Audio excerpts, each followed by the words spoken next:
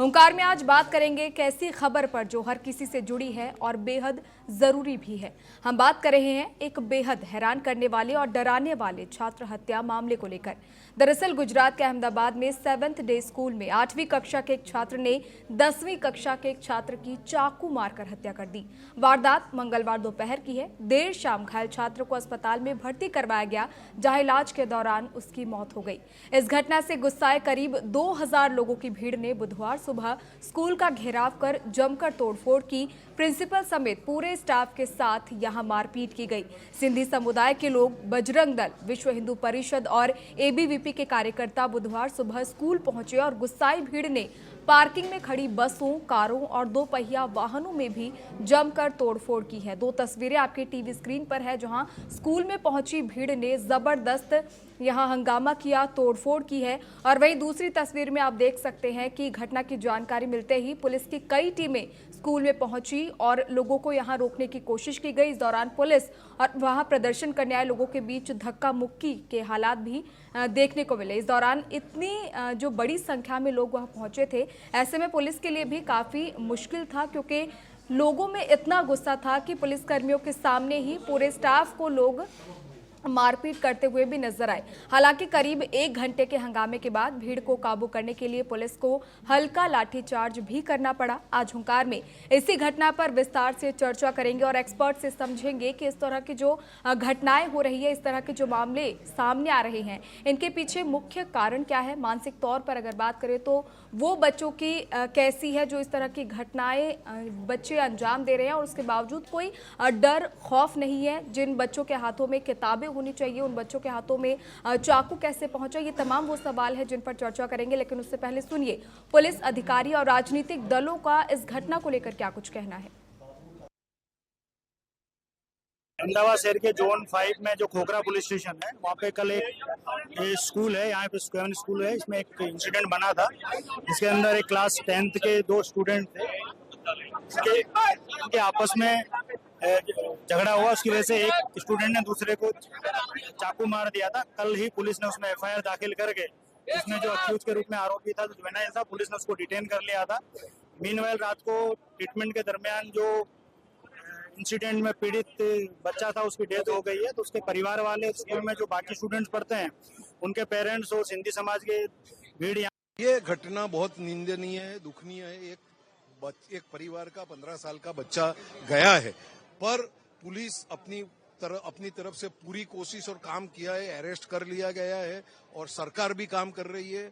हम इस मामले में किसी को एक तरह का भाई कुछ भी बख्शना नहीं चाहते। ये हमारे अहमदाबाद में 7 डे स्कूल में 10वीं कक्षा में पढ़ रहे नयन नाम के छात्र की 9th में पढ़ने वाले छात्र ने हत्या कर दी, जो हमारे लिए दुर्भाग्यपूर्ण है। सभ्य समाज के लिए रेड सिग्नल है। बच्चों एक क्राइम तक पहुंच गए। परिवार को मैं हृदयपूर्वक की सांत्वना देता हूं और आज सभी हमारे पुलिस डिपार्टमेंट के DCP और सभी पुलिस डिपार्टमेंट और शिक्षा विभाग के हमारे जिला शिक्षण अधिकारी सब स्कूल पहुंच चुके हैं। उसकी तपास हो रही है।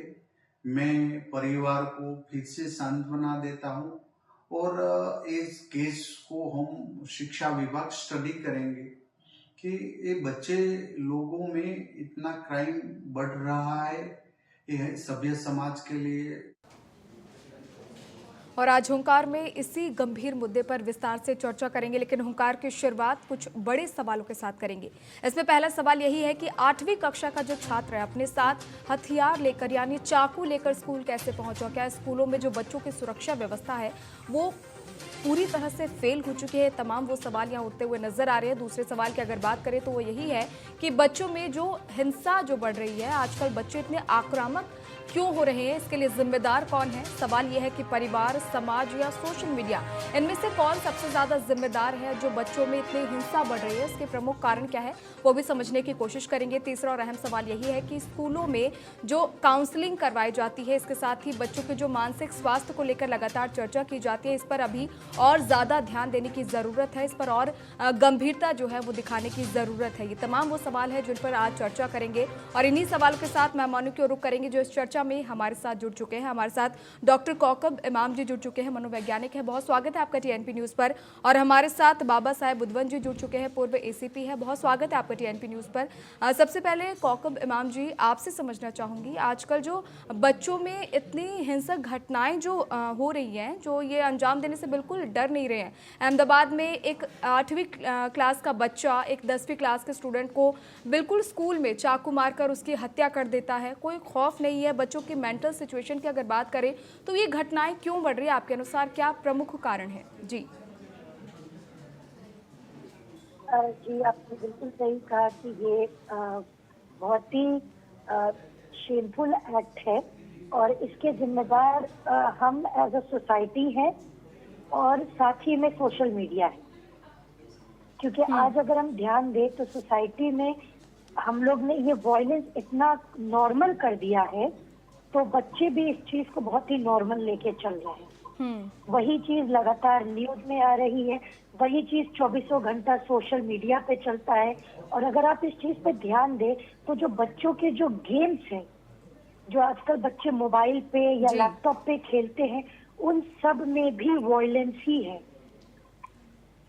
मतलब आज के वक्त में जिन बच्चों के हाथ में किताब होना चाहिए, उन्हें अपने फ्यूचर का ध्यान देना चाहिए, इस एज में बच्चे ये सोचने लगे हैं कि अगर हमें किसी ने कुछ कह दिया 4 लोग के सामने तो उससे हमारी इज्जत खराब हो गई, और उसे वापस लेने के लिए वो एक ऐसा स्टेप उठा लेते हैं जो उन्हें भी नहीं पता होता है कि एक बहुत ही घातक स्टेप है जो वो ले रहे हैं।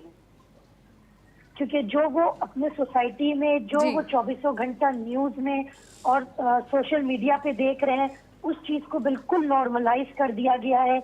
इसमें माँ बाप का बहुत इम्पोर्टेंट रोल है कि माँ बाप को बच्चों को सबसे पहली चीज तो ये बतानी चाहिए कि जो भी चीज सोसाइटी में आज हो रही है वो बहुत गलत है, हर तरीके से गलत है, मॉरली, एथिकली, सब तरीके से गलत है। और बच्चों पे बिल्कुल ध्यान देना चाहिए कि बच्चे सोशल मीडिया में वो क्या देख रहे हैं, क्या सुन रहे हैं, किसको फॉलो कर रहे हैं।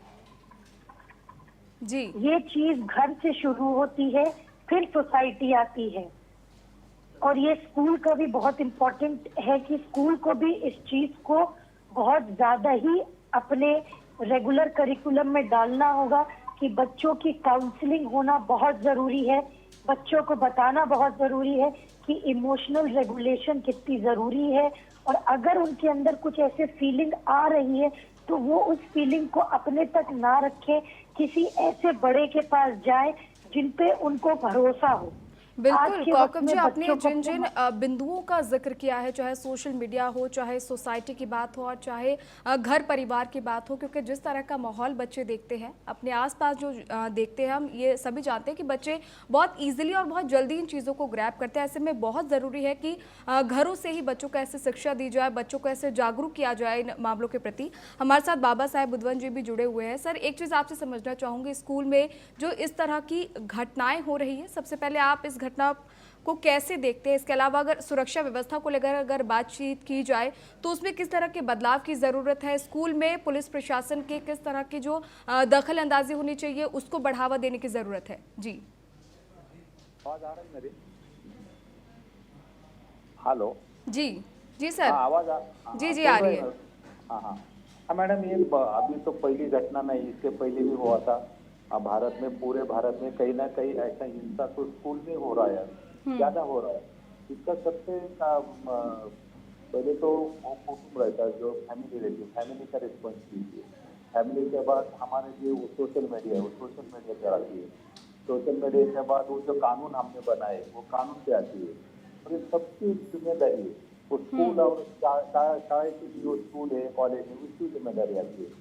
तो पहले तो जहाँ से वो बच्चे आते हैं, जो फैमिली से बच्चे आते हैं, वहाँ फैमिली कैसी है, वो फैमिली में क्या चलता है, फैमिली में उनके पिताजी है नशा करते हैं या उनके उपस्थिति कैसी है, आपस में दोनों झगड़ है। अगर अच्छी भी फैमिली है तो आपस में कोई डिस्प्यूट चालू है, तो इसका ही परिणाम बच्चे पे होता है।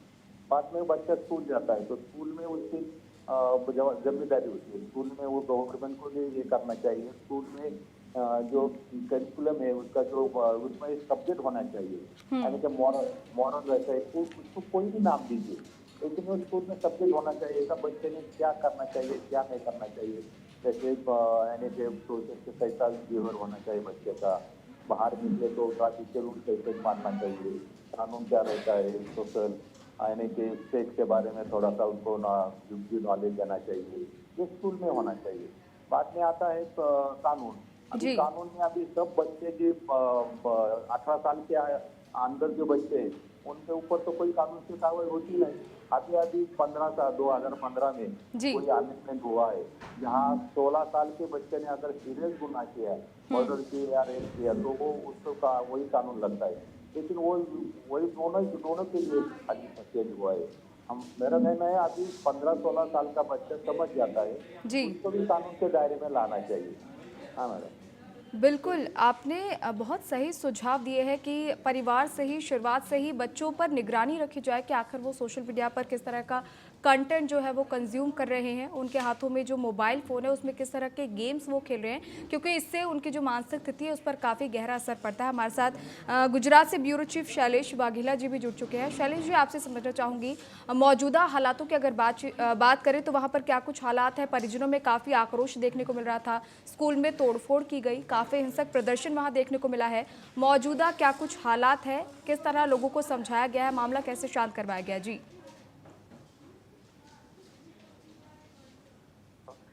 फिलहाल घटना के बारे में बताया जाए तो गुजरात में जो 7th डे स्कूल में 8वीं कक्षा के एक छात्र ने 10वीं कक्षा के एक छात्र की चाकू मारकर हत्या कर दी और उनकी अस्पताल में मौत हो गई। इस घटना से गुस्साए करीब 2000 लोगों ने भीड़ आज सुबह बुधवार को स्कूल का जमकर घेराव किया और वहां तोड़फोड़ की।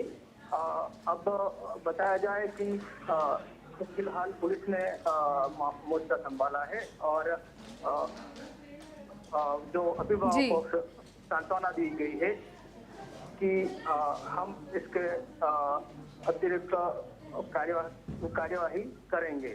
जी बिल्कुल शैलेश, इसको लेकर लगातार जो परिजन है उनमें काफ़ी जो नाराज़गी है वो देखी जा रही थी। स्कूल प्रशासन की अगर बात करें, पुलिस प्रशासन की अगर बात करें, लगातार परिजनों द्वारा इस मामले में अब कार्रवाई की मांग की जा रही है। इसके साथ ही जो बच्चे के दादाजी है उनको हमने सुना, वो भी कह रहे थे कि उन्हें इंसाफ चाहिए और इसके साथ ही कई गंभीर आरोप भी यहाँ जो आरोपी बच्चा है उस पर लगते हुए नजर आ रहे हैं।